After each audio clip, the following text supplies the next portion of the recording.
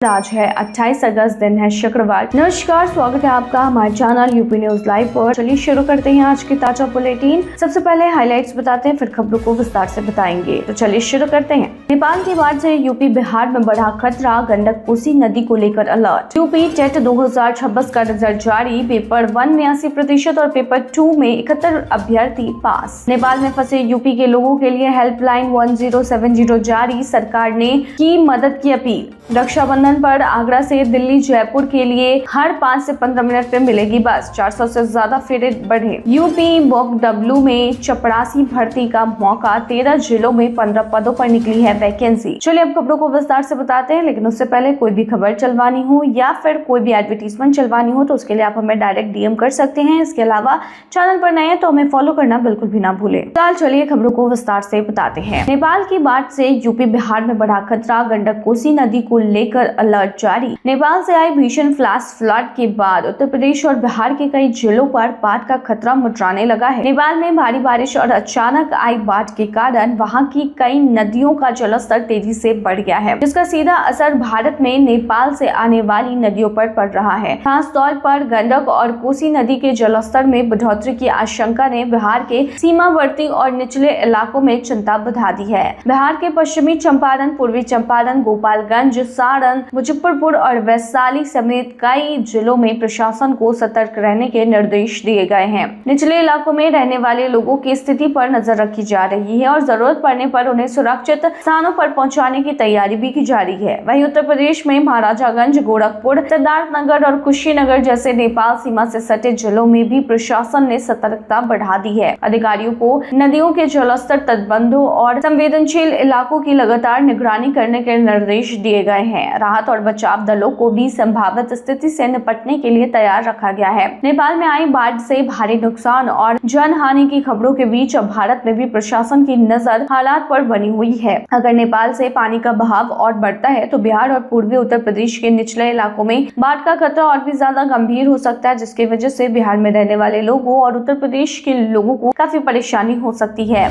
UP TET यानी कि UP TET 2026 का रिजल्ट जारी। पेपर 1 में 80% तो पेपर 2 में 71% अभ्यर्थी पास। यूपी TET 2026 का रिजल्ट जारी हो गया है। उत्तर प्रदेश के शिक्षक पात्रता परीक्षा का परिणाम 26 अगस्त 2026 को घोषित किया गया। इस परीक्षा में पेपर 1 यानी कि कक्षा 1 से 5 के लिए 7,13,648 अभ्यर्थी शामिल हुए, जिनमें से 5,71,435 उम्मीदवार सफल हुए। पेपर 1 का पास प्रतिशत 80.07 रहा है। वही पेपर 2 की बात करें तो पेपर 2 यानी कि कक्षा 6 से 8 के लिए 10,57,021 अभ्यर्थियों ने परीक्षा दी है, जिनमें 7,59,513 उम्मीदवार पास हुए और पास प्रतिशत 71.85% रहा है। यूपी TET 2026 की परीक्षा 2, 3 और 4 जुलाई को उत्तर प्रदेश के 60 जिलों में आयोजित की गई थी। अभ्यर्थी अपना रिजल्ट और स्कोर कार्ड आधिकारिक वेबसाइट upessc.up.gov.in पर जाकर चेक कर सकते हैं और डाउनलोड कर सकते हैं। स्कोर कार्ड में उम्मीदवार का नाम, रोल नंबर, पेपर, विषयवार अंक, कुल अंक और क्वालिफाइंग स्टेटस जैसी जानकारी दी गई है। यूपी TET पास करने वाले उम्मीदवारों की पात्रता प्रमाण पत्र की वैलिडिटी आजीवन रहेगी। हालांकि सिर्फ टेट पास करने से शिक्षक की नौकरी पक्की नहीं होती। शिक्षक भर्ती के दौरान उम्मीदवारों को निर्धारित अन्य एलिजिबिलिटी यानी पात्रता और चयन प्रक्रिया पूरी करनी होगी। नेपाल में फंसे यूपी के लोगों के लिए हेल्पलाइन 1070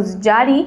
सरकार ने मदद की है अपील। नेपाल से आए भीषण फ्लैश फ्लड के बीच उत्तर प्रदेश सरकार ने नेपाल में फंसे राज्य के नागरिकों की मदद के लिए हेल्पलाइन नंबर 1070 जारी किया है। अगर उत्तर प्रदेश का कोई नागरिक नेपाल में फंसा है या उसके परिवार को उसे संपर्क करने में परेशानी हो रही है तो परिजन 1070 पर संपर्क कर जानकारी दे सकते हैं। राहत आयुक्त कार्यालय ने नेपाल में भारतीय और नेपाली दूतावासों से भी संपर्क किया है ताकि वहां फंसे यूपी के नागरिकों की पहचान कर उन्हें जरूरी मदद उपलब्ध कराई जा सके और सुरक्षित वापसी की व्यवस्था की जा सके। नेपाल में भोटेकोशी नदी में आई भीषण बाढ़ के बाद उत्तर प्रदेश के नेपाल सीमा से लगे महाराजागंज और कुशीनगर जिलों में भी प्रशासन को सतर्क कर दिया गया है। मुख्यमंत्री योगी आदित्यनाथ ने अधिकारियों को सभी जरूरी तैयारियां पूरी रखने और गंडक तथा नारायणी नदियों के जलस्तर पर लगातार नजर रखने के निर्देश भी दिए हैं। सरकार ने लोगों से अपील की है कि अगर उनका कोई परिजन नेपाल में फंसा हुआ है या फिर उससे संपर्क नहीं हो पा रहा है तो बिना देरी किए हेल्पलाइन नंबर 1070 पर जानकारी दे।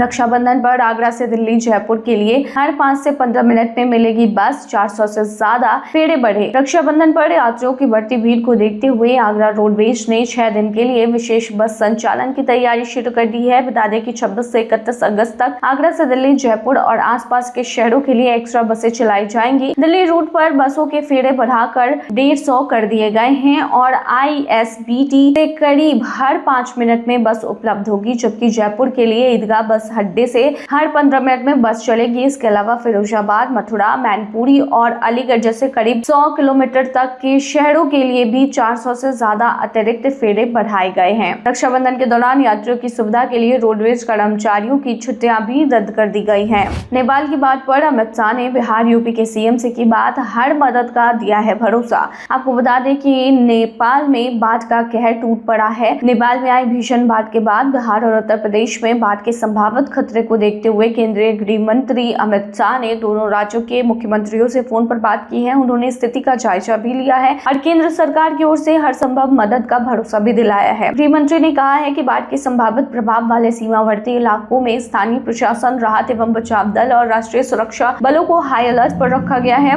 बिहार में गंडक नदी के बढ़ते जलस्तर को देखते हुए पश्चिम चंपारण, पूर्वी चंपारण, गोपालगंज, सारण, मुजफ्फरपुर और वैशाली समेत नदी किनारे बसे जिलों में विशेष निगरानी की जा रही है। हालांकि ताजा जानकारी के मुताबिक गंडक नदी का जलस्तर अब घटने लगा है। यूपी BOCW में चपरासी भर्ती का मौका, 13 जिलों में 15 पदों पर निकली है वैकेंसी। आपको बता दें कि चपरासी के पदों पर नौकरी की वैकेंसी निकली है। उत्तर प्रदेश भवन एवं अन्य सन्मान कर्मकार कल्याण बोर्ड UP BOCW में चपरासी के पदों पर भर्ती का मौका आया है। इस भर्ती के तहत उत्तर प्रदेश के 13 जिलों में कुल 15 पदों पर नियुक्ति की जानी है। इच्छुक और योग्य अभ्यर्थी सेवा योजन पोर्टल के माध्यम से ऑनलाइन आवेदन कर सकते हैं। आवेदन की अंतिम तारीख जो है वो 1 सितंबर 2026 निर्धारित की गई है। भर्ती में मुजफ्फरनगर, मथुरा, अलीगढ़, बिजनौर, कानपुर नगर, फर्रुखाबाद, कौशाम्बी, जौनपुर, चंदौली, सोनभद्र, गोरखपुर, महाराजागंज और लखनऊ जिले शामिल है। उपलब्ध जानकारी के अनुसार कुछ पदों के लिए 12वीं पास उम्मीदवार आवेदन कर सकते हैं और वेतन करीब 12,782 से 13,006 प्रति माह तक बताया गया है। आयु सीमा और अन्य पात्रता जिले की संबंधित वैकेंसी के अनुसार अलग हो सकती है, इसीलिए अभ्यर्थियों को आवेदन करने से पहले आधिकारिक भर्ती विवरण जरूर देखना चाहिए। आवेदन के लिए सेवा योजन पोर्टल पर रजिस्ट्रेशन और लॉगिन करने के बाद संबंधित प्यून भर्ती का चयन कर जरूरी जानकारी भरनी होगी। फॉर्म जमा करने से पहले सभी विवरण जांच लें और आवेदन की कॉपी भविष्य के लिए सुरक्षित रखें।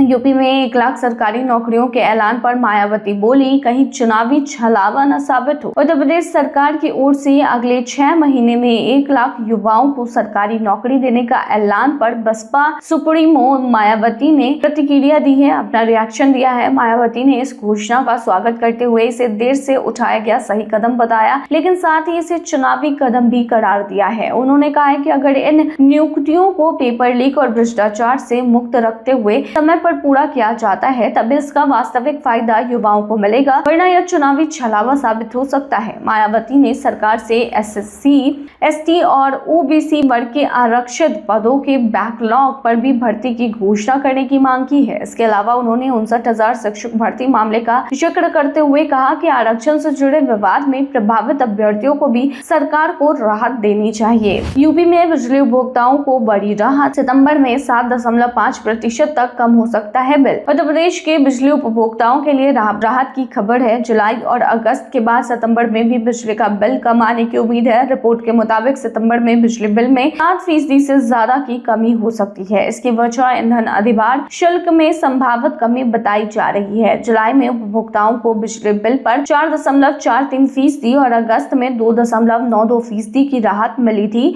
अब सितंबर में होने वाली संभावित कमी को अब तक की सबसे बड़ी राहत माना जा रहा है। पावर कॉर्पोरेशन जल्द ही सितंबर के लिए ईंधन अधिभार शुल्क की नई दर जारी कर सकता है।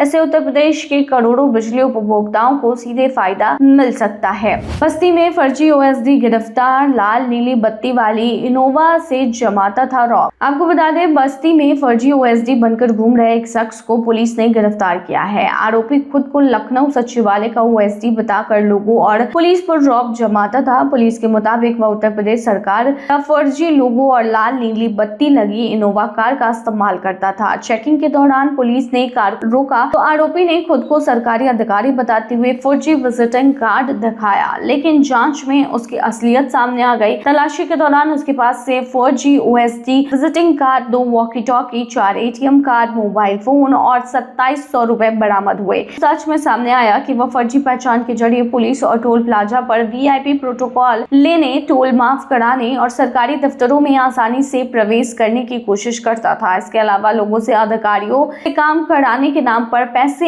ऐंठने की बात भी सामने आई है। पुलिस ने आरोपी के खिलाफ मामला दर्ज कर आगे की जांच शुरू कर दी है। यूपी में बदलेगा परिवहन का चेहरा, 250 नई इलेक्ट्रिक बसें और 23 बस टर्मिनल होंगे आधुनिक। उत्तर प्रदेश में परिवहन व्यवस्था को आधुनिक और सुरक्षित बनाने के लिए बड़े लेवल पर बदलाव किए जा रहे हैं। राज्य की बस फ्लीट अब देश की सबसे युवा बस फ्लीट बताई जा रही है। इसकी औसत आयु करीब 5 साल 3 महीने है। सरकार इलेक्ट्रॉनिक बसों की संख्या बढ़ाने के साथ साथ पुराने वाहनों को हटाने पर भी जोर दे रही है। हाल ही में इलेक्ट्रॉनिक बसों के लिए 400 करोड़ की मंजूरी दी गई। इसके अलावा प्रदेश के 23 बस टर्मिनलों को एयरपोर्ट जैसी आधुनिक सुविधाओं से विकसित करने की योजना पर काम चल रहा है। सड़क सुरक्षा को मजबूत करने के लिए भी कई कदम उठाए जा रहे हैं ताकि यात्रियों को सुरक्षित और बेहतर परिवहन सुविधा मिल सके। ये थी तमाम जानकारी। बने रहिए ऐसी तमाम खबरों के लिए हमारे चैनल पर।